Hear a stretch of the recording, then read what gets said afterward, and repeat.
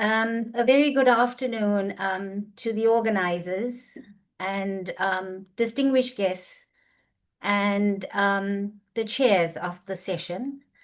I am going to walk you through for the next 20 minutes on the new era in tuberculosis prevention, specifically the innovative TB preventive therapies and vaccines that are available. My talk will cover a few points. I will start off by giving you an outline about why we need TB prevention. We'll then look at what we have in our existing tools with regards to TB prevention strategies and the preventative therapy that's available for drug-sensitive and drug-resistant TB. We'll then go on to explore the emerging approaches to TB prevention, including the TB vaccine landscape, and I'll end with a few concluding points. Tuberculosis remains the top infectious killer worldwide.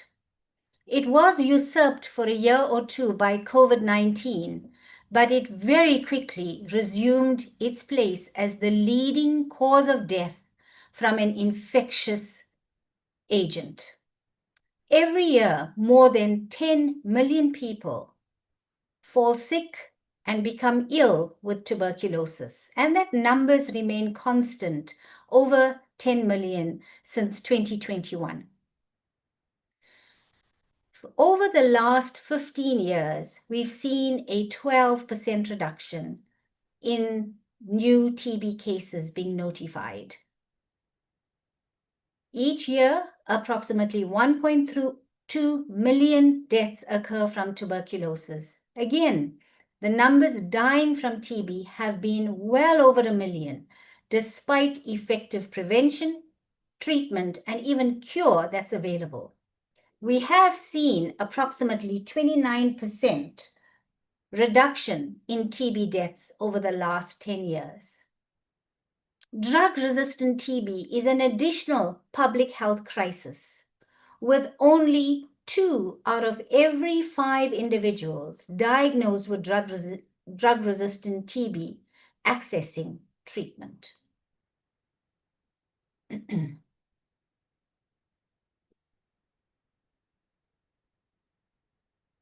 Globally, 8 countries account for about 2/3 of the TB burden.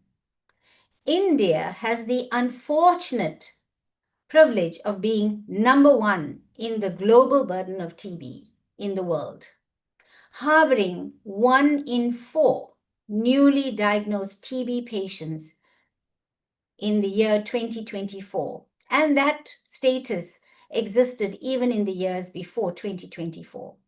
So these data I present to you come from the Global TB Report published in 2025. You can see the co-occurring burden of both HIV and TB. So this conference has a strong focus on HIV, but we can't do anything about HIV if we don't also focus our attention on tuberculosis. Indonesia and China follow India also with high numbers of people with tuberculosis and also high rates of HIV co-infection. So are we on track to ending the global TB epidemic by 2035? The NTB strategy targets and the SDGs, the Sustainable Development Goals, have asked us to reduce TB incidence to more than 95%, to more than 90%, and to reduce TB mortality by about 95%, with zero catastrophic costs by families affected by TB. If you follow the red line, that's the current trend of new TB case reports based on the existing tools that we have deployed. That's about 1.5% reduction per year And that's about 1,000-fold greater than the desired elimination threshold. If you follow the solid blue line on my graph, you could see what happens when we have more effective tools available to combat TB. So if we do better at preventing therapy using the available treatment strategies for managing TB infection, we think we can achieve a reduction of about 10% per annum by the year 2025. However, if we introduce innovative new tools like point-of-care tests for TB, vaccines to prevent TB disease, new drugs and treatment regimen for both treatment and prevention of TB, we will probably get to the desired reduction of about 17% lower TB incidence per annum. So there's a lot of room for improvement and a lot of room for the addition of novel, innovative diagnostics and therapeutic strategies.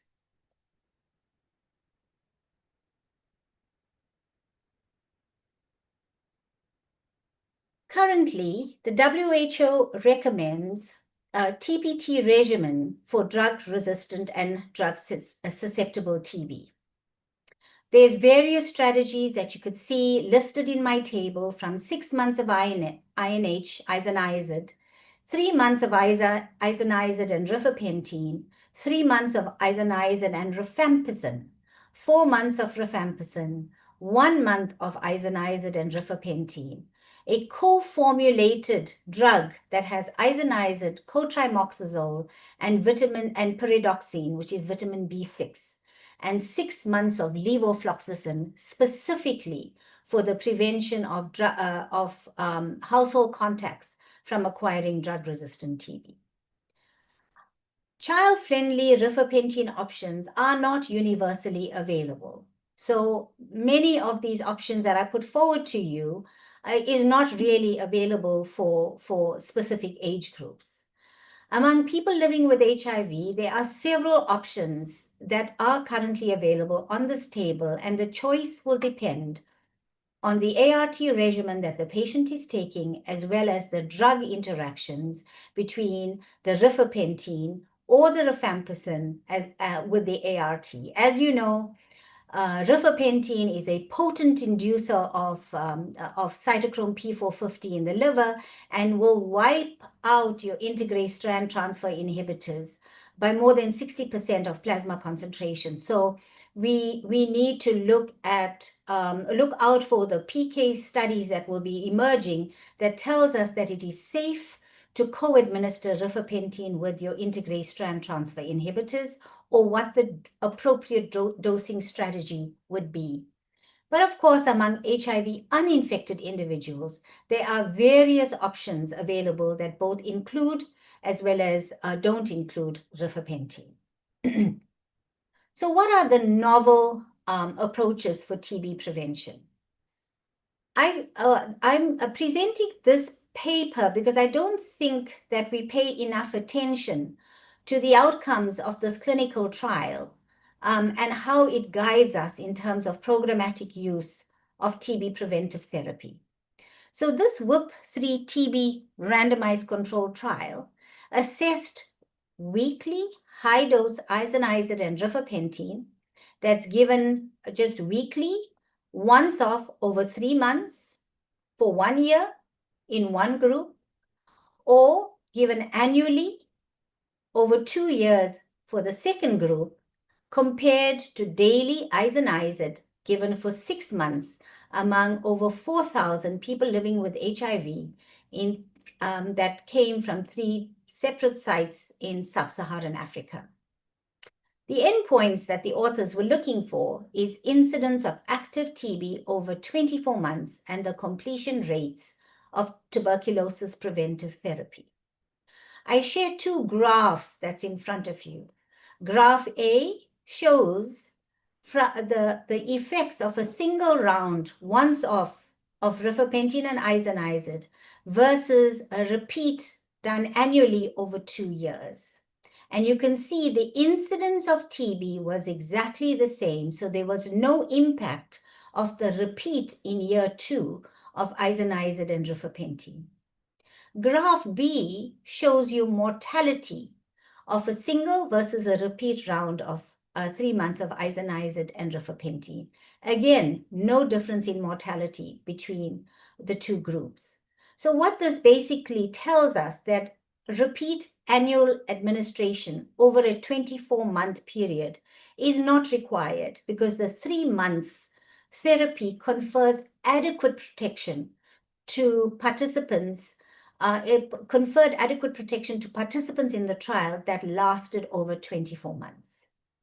The one other finding from the study was that the rates of TB preventative therapy differed amongst those that took isoniazid and rifapentine, where it exceeded 90%, compared to 50% amongst those that took isoniazid therapy only for 6 months. So not only was it safe in protecting against TB incidence, it also had very high treatment completion rates. So the uptake was good programmatically. Of course, many settings have already incorporated the findings of this trial, the brief TB trial, into their program and their guidelines, but I thought it's such an important trial that it's worth mentioning. The brief TB study was conducted by the Division of AIDS, a phase 3 randomized control trial that compared the efficacy and safety of 1 month only of isoniazid and rifapentine. And this was compared to 9 months of isoniazid only in 3,000 people living with HIV that were followed up for more than 3 years. The endpoint was death or active TB diagnosis. And when you look at the 3 graphs that's presented in front of you, you can see that the 1 month versus the 3 months, so one's a dotted red line and one's a solid blue line. The 9 months is the dotted red line. That the incidence of death or active TB was exactly the same. So patients in the 1 month group did as well as those in the 9 month group. And when you looked at active TB or death in those with CD4 less than 50 in the graph in the middle, or in those with CD4 counts above 50, the graph at the end, you see no difference in the rates of outcome. So what this is telling us that there were similar rates in the 1 HP, patients were no worse off than taking 9 months of prevention, that the adverse event rates were similar across the group, and of course the completion rates for the 3 HP was 97% in this trial compared to those that took INH, where the completion rates were at 90%. I'm now moving on to the strategy trials, the emerging evidence on preventing drug-resistant TB among high-risk household contacts. And so there's 2 trials that I'm going to walk us through. The first is the VQuin trial conducted in Vietnam, a double-blind randomized control trial that utilized in the intervention arm weight-based levofloxacin. Almost 4,000 patients of all age groups that were high-risk household contacts of individuals, index patients with bacteriologically confirmed RIF-resistant TB, were randomized to receive 6 months of daily levofloxacin. And the endpoint was measured over 30 months, looking for bacteriologically confirmed TB amongst those that participated in the trial. What they found is that there was the rates of TB incidence was 0.6 in the levo group versus 1.1 in the placebo, with a risk reduction of about 45% that was not statistically significant, that those in the levofloxacin group had higher rates of adverse events, notably musculoskeletal events, and there were no acquired fluoroquinolone resistance. And they concluded that levofloxacin may lower TB incidence without any major safety concern warranting a pooled analysis with other trials. The next trial was one that was done in South Africa, specifically among children under 5 years, irrespective of HIV status, and a few children above the age of 5, specifically those living with HIV. This also was a double-blind cluster randomized trial assessing safety and efficacy of levofloxacin in about 1,000 children, where levo was given for 24 weeks. So it was slightly shorter in duration. And the endpoint of incident TB, including death from TB, was measured by week 48. So it was a shorter time to an endpoint. It was week 30 in the Week-1 trial. And here they found that 1.1% versus 2.6% developed TB. Again, not statistically significant. Higher rates of grade 3 or more AEs in the levofloxacin group. The conclusion from this paper is that levofloxacin reduced MDR TB incidence in household contexts. The children exposed to an index patient was well tolerated.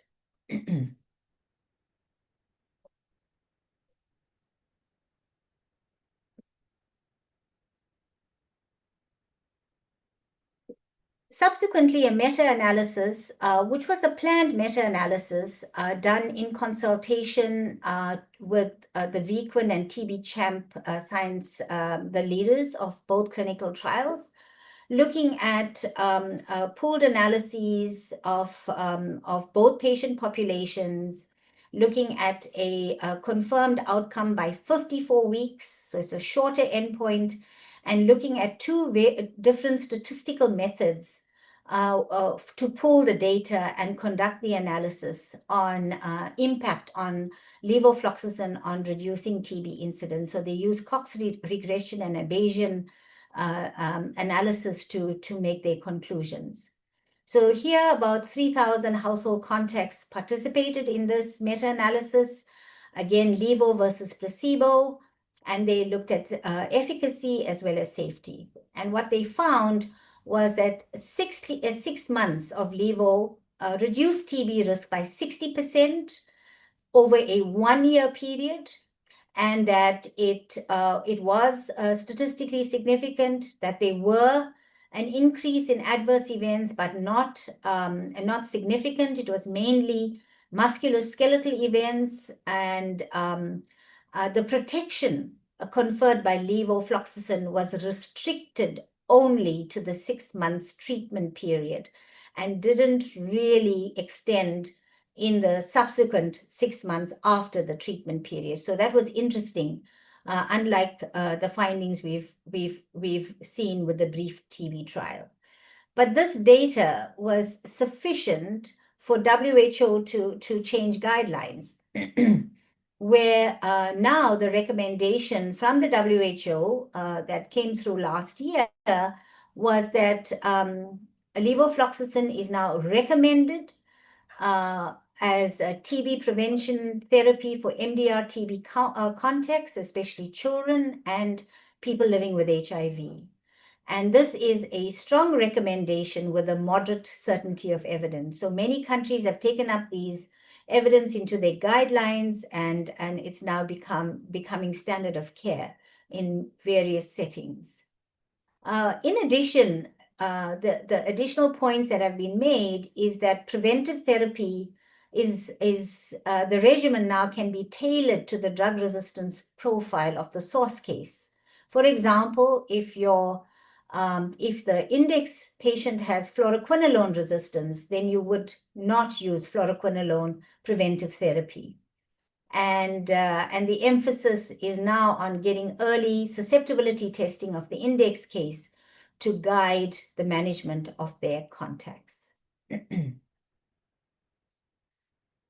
No story of TB prevention is complete without a mention of the Bhagrawat trial, which for me gives us what we've all believed in intuitively, that TB is a disease of poverty, and if we do enough to feed populations, then it will help reduce the burden of TB.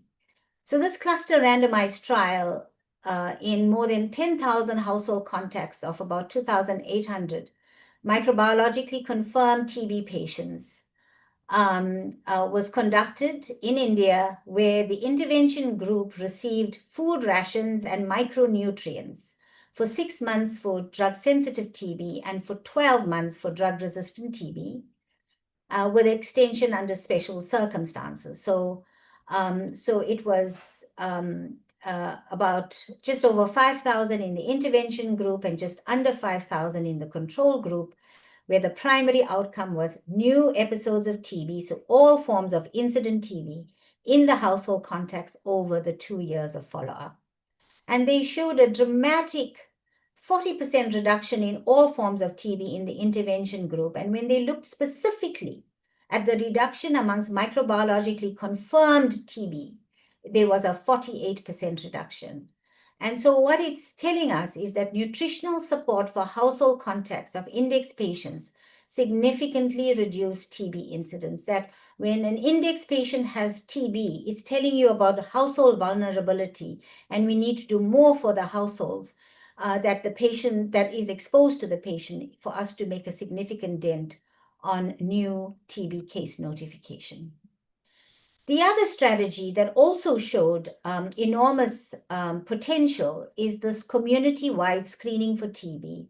Again, the study was conducted in Vietnam as a cluster trial between 2014 and 2018, where sub-communes, so a commune is 1,000 residents of more than 15 years, were the individual cluster units. And here they had 120 sub-communes that were assigned to either intervention or control.